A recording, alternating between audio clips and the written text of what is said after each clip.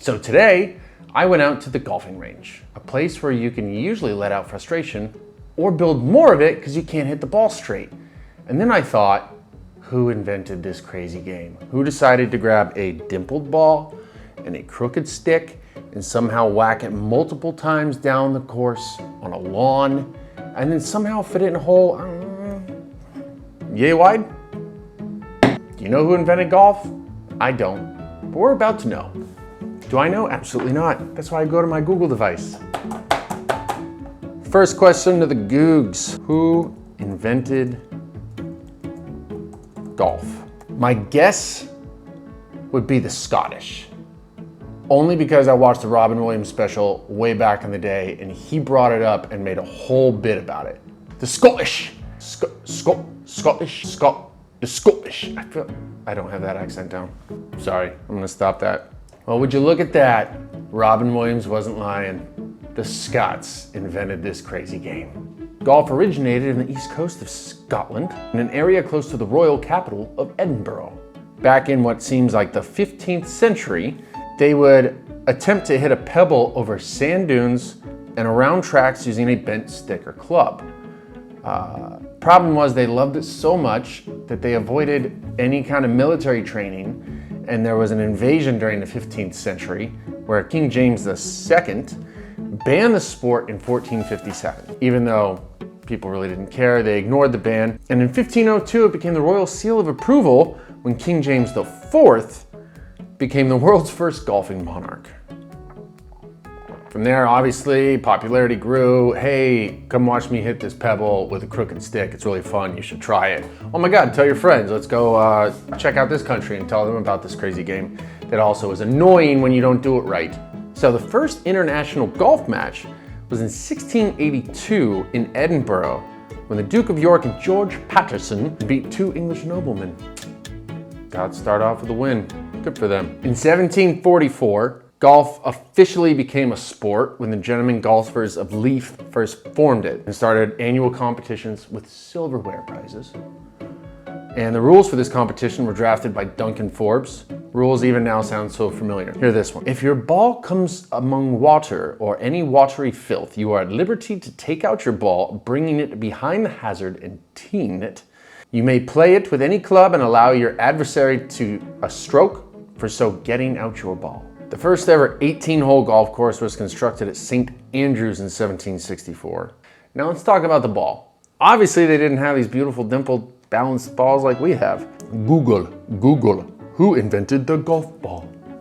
So the golf ball started with a pebble. Then they went to wood.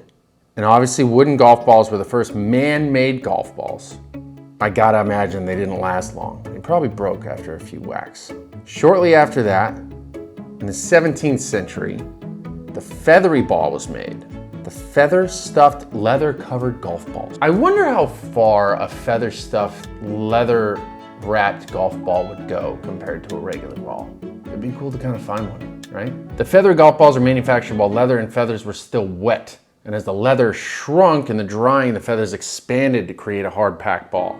So you've got everything wet, you stuff all the feathers in there, you wrap it in the leather, clean it up, and when it dries, it wants to shrink while the feather compacts.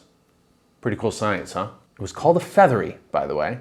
It took a bucket of boiled goose feathers to make one single feathery golf ball. And you can only produce about 4 a day. If the ball got wet, the feathery fell apart, and they only probably lasted maybe 2 rounds of golf. Not efficient. Then along came the gutty. In 1848, Dr. Robert Adams began creating golf balls out of a gutta percha gutty. They were formed from the dried sap of the sapodilla tree, had a rubberized-like feel, and was formed into ball shapes by heating it up and shaping it while it's hot. I assume you're not shaping it with your hands if it's fucking hot, because it's fucking hot. The gutty actually lasted about 15 years from 1848 to the 1890s. So where did the dimples come from? Like all great inventions, by accident. Turns out that when the first gutty balls were made, they were handmade and formed smooth, and they had 3 coats of paint on them. Well, it was discovered that the new gutties had more of a tendency to duck than those gutties that were already kind of like scuffed up from play. Hence the practice of nicking the balls with a hammer. By then it was discovered that golf balls with improperly smooth surfaces often flew straighter and further than the smooth counterpart. Thus, hand-hammered gutta ball was formed. They were actually hammered with a consistent pattern with a sharp edge hammer. Dimples were incorporated into the iron molds that followed, which is probably what we see today. So obviously the gutty lasted for some time until what I believe we know now is the rubber cord golf balls, which was invented in 1898 by Coburn Haskell in association with the B.F. Goodrich Company. No shit. Tires, golf balls. This new design obviously featured a solid rubber core, high tension rubber thread wrapped around the core, and a gutta percha cover. At first, people didn't like it because while the rubber were longer off the tee, they were far too lively on and around the greens. And what about that little stick that you put the ball on when you really want to whack it really hard right down the course? A tee, right? Who invented the tee? Prior to the invention of the wooden tee, at the turn of the 19th century, golfers made tees out of sand. Courses would actually supply each hole with a box of wet sand from which the golfer would fashion a raised mound using either his hands or a cone-shaped mold. In 1899, George Grant, frustrated with this tedious process, invented a wooden golf tee. I'll have some more knowledge juice. Let's just say that Dr. George Grant was not just the guy that invented tees. He was born to escaped slaves in 1846, ended up finding work at a dentist's office. This allowed him to gain experience and become the second African American to graduate at a Harvard dental school. Already a badass. Then served as the first African American professor at Harvard, and then also invented the wooden golf tee. Kudos to you. Here I am trying to invent something cool. He actually issued a patent for his first tee in December 12, he actually issued a patent for his first golf tee, December 12, 1899. And it was the first in the country, but he never capitalized on the invention. And instead, he had a bunch of different prototypes, that which I will show you photos of and provide a link here. Why 18 holes? It goes all the way back to 1764 with St. Andrew. So back then, golf didn't have a standard 18 holes. There was 6 holes, there was 10 holes, there was 12. Until St. Andrews in 1764. They decided to combine the first 4 short holes into 2, producing a total round of 18 holes. Although it still had 10 holes, like 10 actual courses, 8 of the holes were played twice, and that would mark the beginning of the 18 holes in golf. 100 years later, others began to adopt that 18-hole system as copycats. Because if it's a good idea, you just copy it, right? Golf lingo. Who came up with the term 4? Who came up with the term mulligan? The wind knocked over my tee. Why is it called a birdie? Why is it called an eagle? The common misperception for the word golf is that it stands for gentlemen only, ladies forbidden. Of course, some guy would fucking make that. It's definitely a joke and not true. Don't worry, ladies, you're allowed to be out there, especially Abby when you whip my ass at golf. It's actually generally accepted that golf is derived from an old word meaning club. Now, birdie, why is it 1 under, right? Well, it came from the early 20th century American slang term bird, meaning anything excellent. The September 1911 edition of Maclean magazine described the golf shot as bird, which is straight down the course about 215 yards. A country club in Atlantic City actually first laid claim to the first use of the word birdie, mentioning it on the USGA website. Supposedly, in the Atlantic City Country Club, there is a stone with a plaque on it saying where the term birdie originated from in 1903, when some guy said that was the bird of a shot and claimed he could get double money if he won with 1 under par, which was agreed. Eagle! Not that eagle. Eagle, if you ever get one on the course, you're freaking excited. You take your shirt off, you run around, you do a celebratory touchdown dance on the green. It's a thing. It's known as when you score a hole 2 under par. And of course, it followed after birdie because the Americans went, well, what's better? Oh, our national bird, the bald eagle. So let's just one-up it and say it's an eagle if you get 2 under. And then something I just learned today is an albatross. Not like I'll ever get this in my life. It's a term for 3 under par. Obviously a continuation. Birdie, eagle, albatross.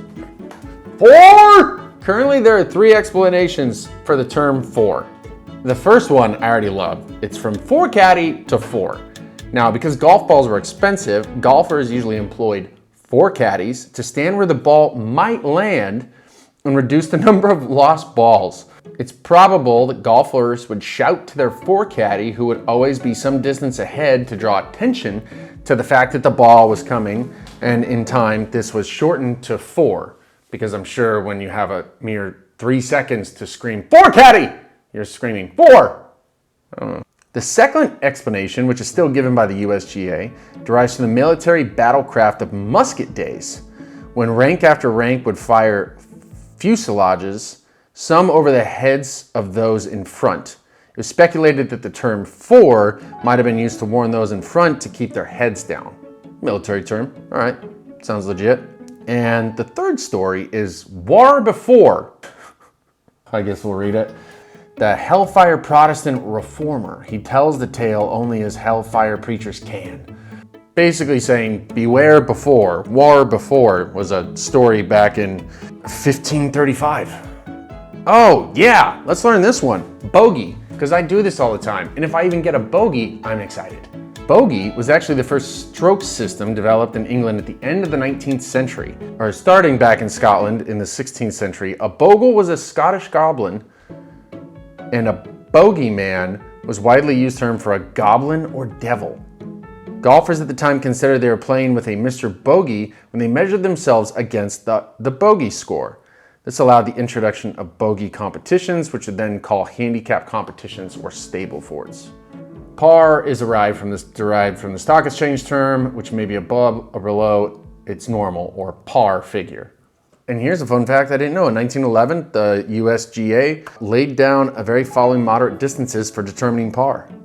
If it's up to 225 yards, par 3. 225 to 425, par 4. 426 to 600, par 5. And over 600 yards, you got a par 6, my friend. Start swinging. This is how great that sport has been. Now today, 50 million golfers worldwide play 900 million rounds of golf on some 25,000 golf courses each year. Kind of a big sport.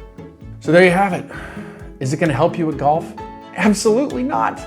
But maybe you can provide some sense of useless information the next time you're out there and you're trying to find your ball in the trees. That's usually me. So, who invented golf and all the fun things that go along with it? Well, now you know. Until next time.